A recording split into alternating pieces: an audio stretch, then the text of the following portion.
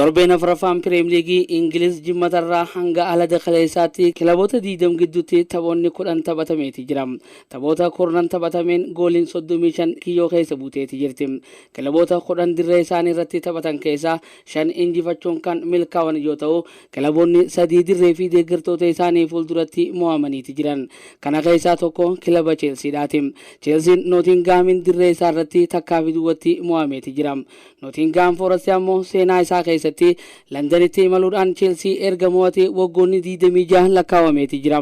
Waggoota 26 booda dirree isaatiin ala Chelsea takkaa fi duwwaatti injifachuun seenaa haaraa galmeesseeti jira. Tottenham Hotspur fi West Ham United kilaboota dirree isaaniitiin ala injifannoo galmeessuudhaan torbee afuraffaa xumuranidha. Sheffield United Everton waliin, Brentford ammoo Bournemouth waliin kilaboota torban kanaaf qixa bahuudhaan qabxii addaan qooddatanidha. Taphoota 3 ala dakaleessaa taphatamaniin sadeenuu wal injifachuudhaan tapha torbee afuraffaa isaanii xumuraniiti jiran. Haaluma kanaan Liverpool Aston Villa dirree isaa Anfield irratti keessummeessuudhaan 3-2 injifachuun milkaa'eeti jira. Crystal Palace dirree isaa irratti Wolves simachuun ammoo injifachuudhaan taphoota torbee afuraffaatiin qabxii 3 argateeti jira. Taphni edda galgala kilaboota lamaan walii masaanuu Arsenal fi Manchester United jidduutti waliin taphatan olaantummaa warra dhukaastotaatiin 3-1 xumuramuu dandeetti jira. Tapha 237ffaa istaadiyooma Fly Emirates kilaboota lamaan kana jidduutti gaggeeffameen Arsenal injifannoo 85ffaa galmeesseeti jira. Arsenal taphaan masaanuu isaanii Manchester United caalanii taphachuudhaan injifannoo murteessaa galmeessaniiti jiran. Tapha morkii fi xiiqiin guutame kana boqonnaa dura Manchester United goolii Marcus Rashford lakkoofsiseen dursuu jalqaban. Deeggartoonni United gammachuu isaanii osoo hin xumuratin Martin Odegaard goolii ajaa'ibaa galchuudhaan deeggartoota Arsenal dirree isaanii alatti guutan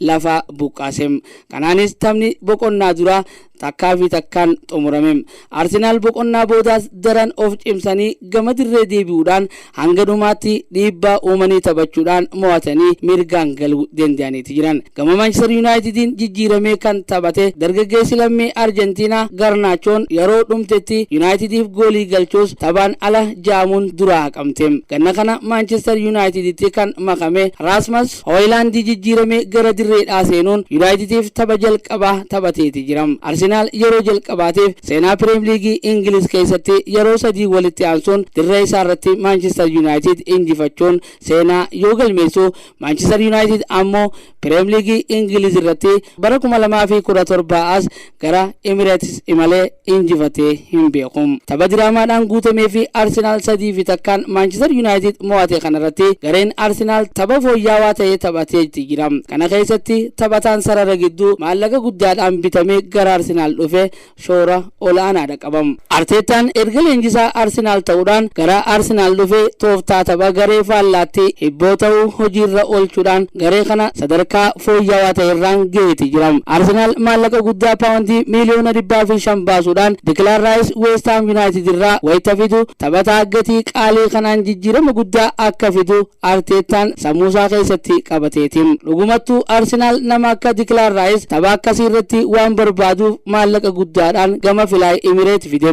Kaleessa dhiibbaan United irraa Arsenal mudate dhiibbaa salphaa miti, dhiibbaa xiinsammuu dabalateeti. Inuma hanga gooliin Alejandro Garnacho shaaramutti Arsenal mo'amni jechuudhaan sodaa guddaa keessa galaniiti turan. Deeggartoonni dirree irraa ba'anii gara galaa deemaati turan. Boqonnaa booda jijjiiramee kan gale Garnachoon daqiiqaa 88 irratti gooliin galchee kan olaantummaa Manchester United ittiin mirkaneessu jedhamee yaadamullee taphaan ala ta'uudhaan offside jedhamtee jalaa haqamte. Yeroo kana wanti garee Arsenal fi deeggartoota Arsenal gammachiise hin turre. Declan Rice fi Gabriel Jesus Arsenaliif daqiiqaa dabalataa xumuraa keessatti goolii injifannoo garee isaaniitiif lakkoofsaniin Arsenal injifannoo cululuqaa galmeesseeti jira. Taphaan booda Declan Rice akkas jedham. Arsenal kilaba guddaadha. Dhiibbaa guddaatu irra ture. Garuu dhiibbaa kana dandamachuudhaaf dandeettii koo sadarkaa ol aanaadhaan fayyadamee Arsenal akka injifatu gahee mataa kiyyaa bahadheetiin jira. Awwaan haaree barachaa of fooyyeessaa deemuudhaaf qophii guddaadhaan qabam. Gara sadarkaa ol aanutti ce'uudhaaf ammoo dhiibbaa uumuudha qabna. Hunduu ajaa'iba ture. An koflaan namootatti dubbachuudhaan barbaadam. San dhugoomsinee jirra